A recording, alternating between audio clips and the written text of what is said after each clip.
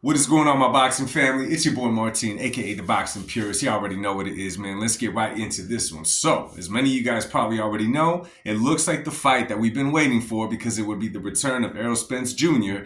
versus Sebastián for a title at 154 pounds, is officially canceled. It is done. It is no more. It is not happening anymore. The reason why it's not happening anymore, I really couldn't find anything out about it. But to me, if you ask me, man, and I'll give you my honest take on this, okay? I think personally, it is time for Spence Jr. to just hang them up at this point in his career. Listen, yo, Spence Jr. had a great career, okay? He has, one of the best resumes at his division at 147. You know, he got Kell Brook, Danny Garcia, Sean Porter. He did some work in that weight class for sure.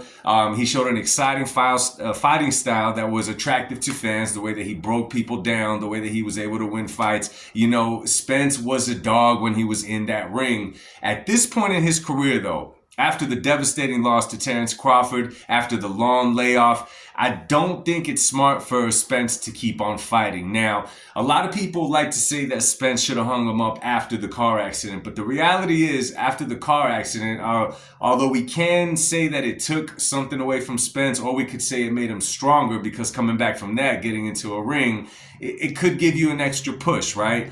But I believe it was after the car accident that he had some key victories that we still talk about on his resume, which 10 years down the line, we're still going to be talking about him because they were good wins. At this point, in my opinion, I do not think that Spence is motivated to fight anymore.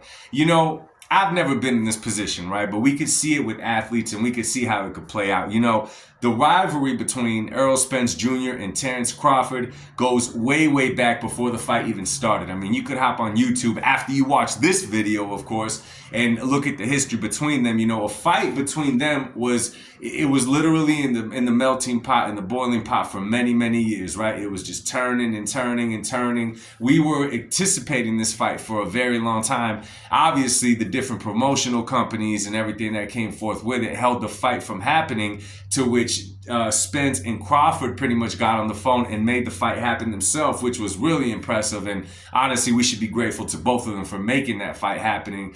But in all reality, man, after that fight, I could see why Spence wouldn't be motivated. You know, this is your rival on the other side in Terence Crawford, right? This is the dude that he's your counterpart, right? If to explain it to you in different terms, it's kind of like Canelo and Triple G back in the day, right? It was like they were on a collision course. Let's call it that, a collision course, right? You could go even further back, you know, to other fighters, but with this one, it was Spence and Crawford. When that fight finally got made and it finally happened, it's not that Spence lost to Crawford, because listen, yo, you could lose to your rival, to your collision course partner or whatever, and it doesn't really have an effect in your career. You can move on from that, whatever. The problem is that these two met up later in their careers, right? We could still say that they were in their prime, respectively, maybe at the end of their primes. Nonetheless, it happened at a good time still, even though it was a little late. It could have been worse.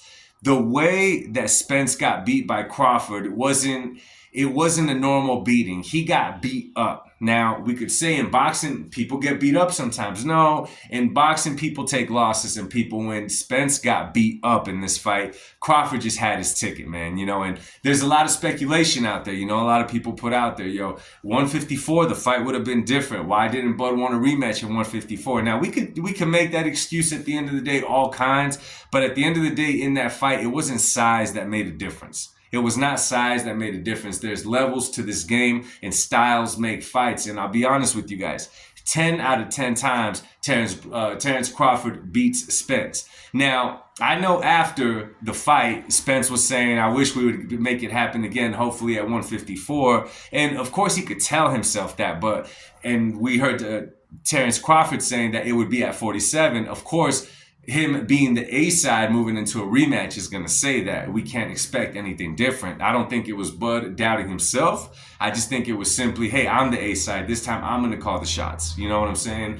So after a loss like that, I see how it could be really hard for a fighter like Spence to come back. You know, he took the long layoff after the Fundora Tszyu fight. When he hopped in the ring to call out Fundora, we saw that he obviously went up in weight quite a bit.